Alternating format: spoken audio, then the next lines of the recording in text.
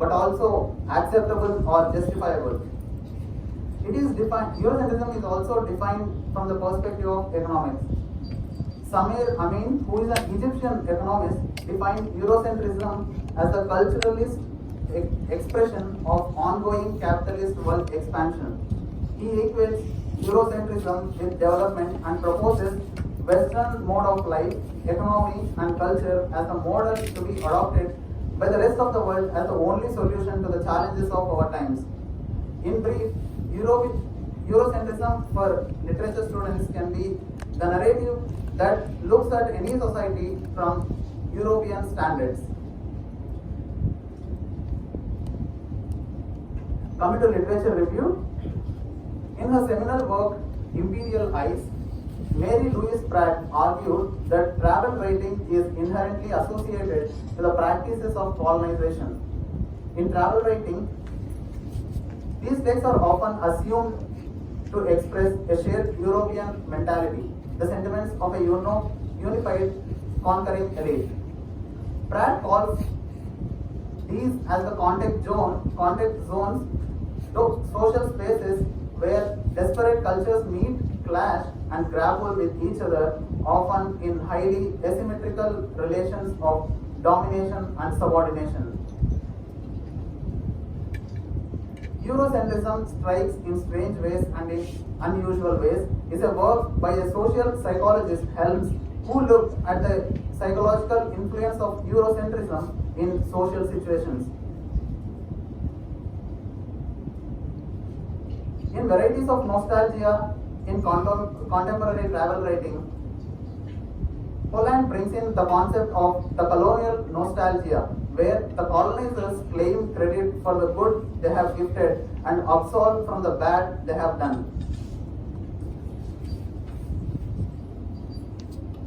In Eurocentrism and modernity, Dussel equates modernity with Eurocentrism, though he did not bring in the concepts of colonization or imperialism. In ecocentrism and its avatars, the dilemma of social science, Wallerstein is worried about the distortions in representation in different disciplines of social sciences like history, anthropology, sociology, etc. In the perennial Western tourism representations of India that refuse to die, Ranjan Bandyopadhyay makes an extensive study of tourist brochures and travel magazines from the West and also the images they publish to see how India is perceived and associated in the Western world.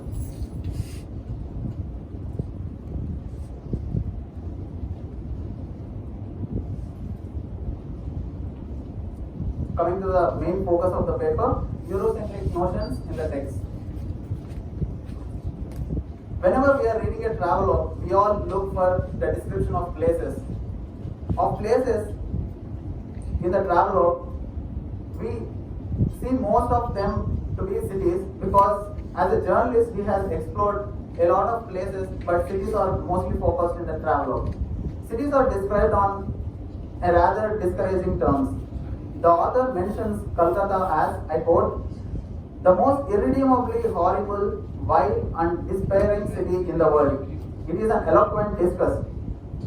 Calcutta's wretchedness has gone not only past redemption but beyond description. Unquote. He goes on to say that it is the demonstrable end product of civic disorganization. This continues with other cities which he describes. Of Delhi, he says, I quote, Delhi is the screeching competitive incoherence out of which order could never come. And even about Bombay, he says, I quote, the rush hour traffic of Bombay is a nightmare. It is a chaos rooted in years of practiced confusion, absent-mindedness, selfish inertia, and incomplete understanding of mechanics.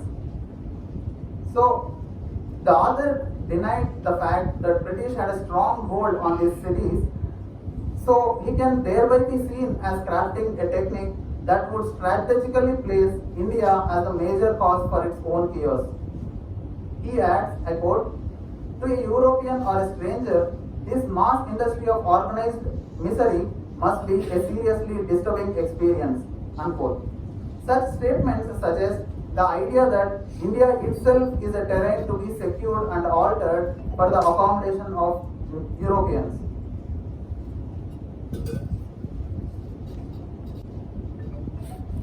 Cameron's exclusion of Eastern sources centers on European presence in India as a validation of its significance. He went on to quote philosophers like Simon Weil, authors like Rudyard Kipling, Molly Pander Jones, and letters of viceroys, British officials, and Wavell's journals. By erasing local and Eastern narratives and perspectives, Cameron leaves the reader with a European perception of India in relation to Europeanness. This book is imbued with a proprietary air that seeks to subordinate the customs and mannerisms of India as beneath Europeans. The institution of marriage is depicted quite humorously, saying that marriage would result in aligning oneself to uncontrollable regiment of relatives. I quote, "When you marry into an Indian family, you abruptly acquire a daunting number of relatives.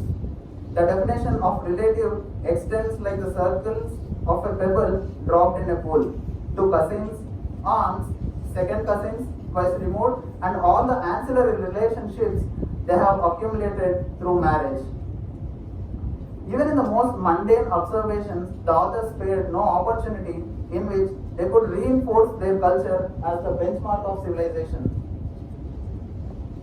He talks about conversations in trains. I quote, "Conversations as such does not exist in India. Indians talk in a kind of controlled stream, a high querulous monotone pitch, and open-air oratory fashion. So, Indian genius is not for rhetoric. Is for rhetoric, not repartee, for assertion, but not for discussion." I unquote. He is kind of bringing European mannerisms of speaking softly as a cultured guy through these lines. He also rants at the idea of public defecation in Bombay for 3 pages, ridicules the municipal boards, tourist boards, etc. To add emphasis, he uses B.S. Naipaul's infamous anaphoric expression from an area of darkness: Indians defecate everywhere. They defecate by the railway tracks, they defecate on the beaches, they defecate on mountains, and everywhere.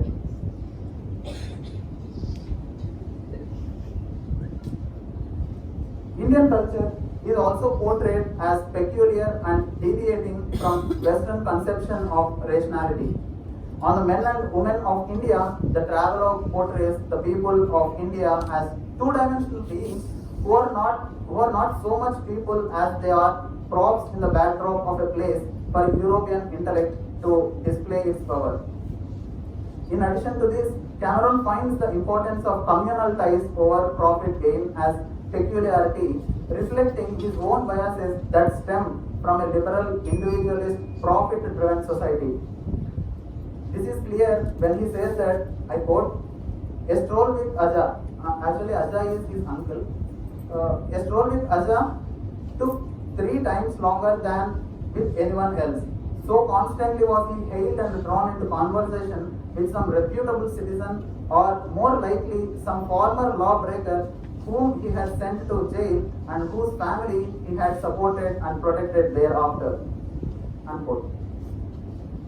Cameron's comparative rhetoric is part of a pattern wherein every observation is almost followed by an European example for contrast. He contrasts the Indian concept of Atman with the Freudian definition of self divided into ego and superego. He finds parallel to the places as well. He says Ooty began to look like exactly the sort of Sussex. He puts institution in place. He puts BBC World Service on a higher pedestal than All India Radio, though both of them are incomparable. He says, I quote, All India Radio was not much of a hell, but the BBC World Service was a refreshment. At times, Cameron conceives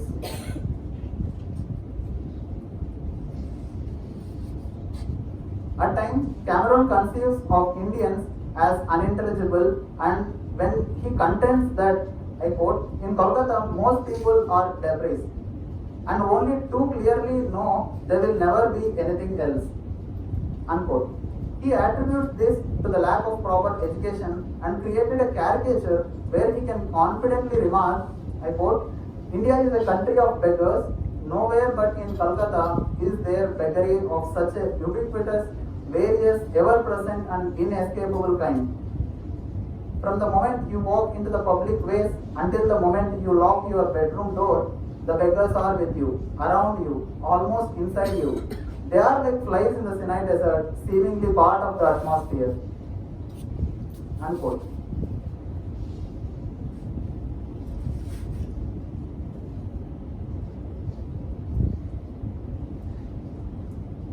Cameron notes his observation of institutions with the natural skepticism of a European traveller.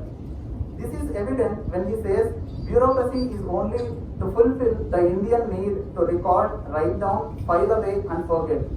Like any other outsider, India is largely dealt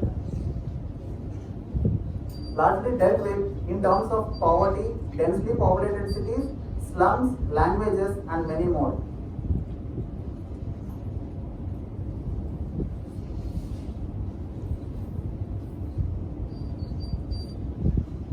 Cameron's book is stocked with reactionary narratives that have laid on much of the groundwork for justifying colonialism or white man's burden. The same authoritative tone that was used to position the people of India as inferior to European cultures and mannerisms is used to diagnose India's political elements and justify European interventionism. Also noteworthy is Cameron's lack of analysis and explanation for the root of this conservatism. He comes down heavily on Swamiji's, Godmen, and he goes on to such an extent to see everyone who resembles Swamiji's as beggars. But when he was taken to his wife's guru, he was baffled at his accuracy of questions and the symbolic analogical answers. The title, An Indian Summer, is in itself quite Eurocentric. It hints at the scorching sun in India, which is quite unbearable, unpleasant and harsh, whereas in contrast, an European summer would comparatively be more pleasant than an Indian summer.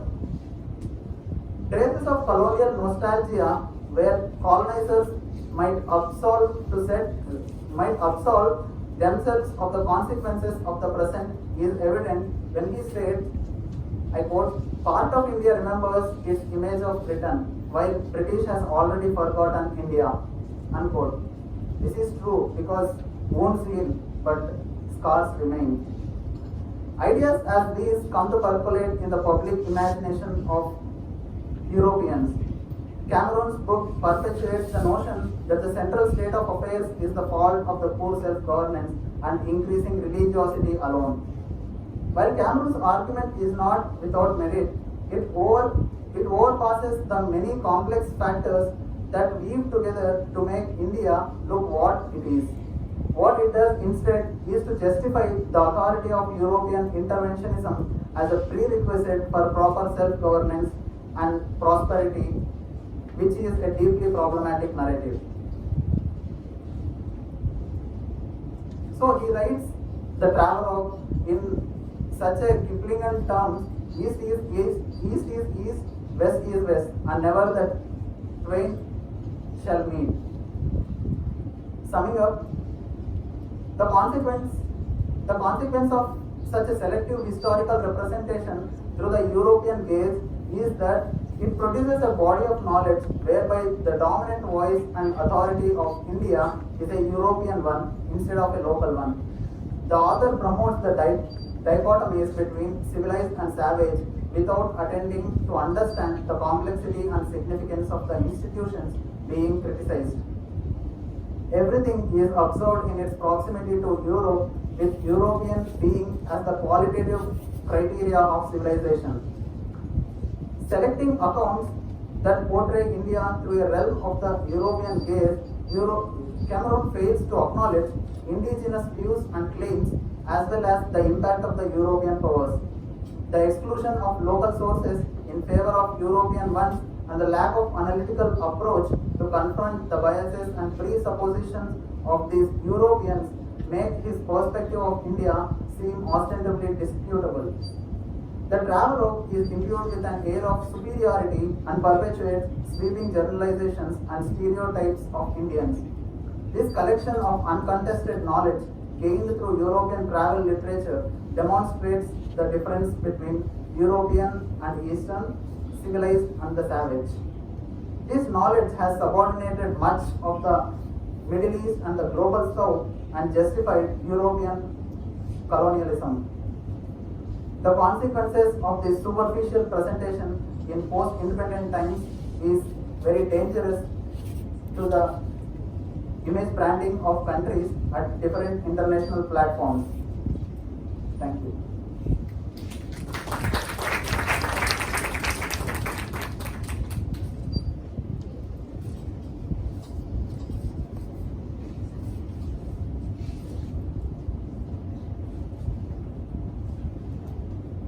That was an insightful presentation. Thank you, Mr. Channa. Now, this session is open for discussion. We invite questions and suggestions from the audience.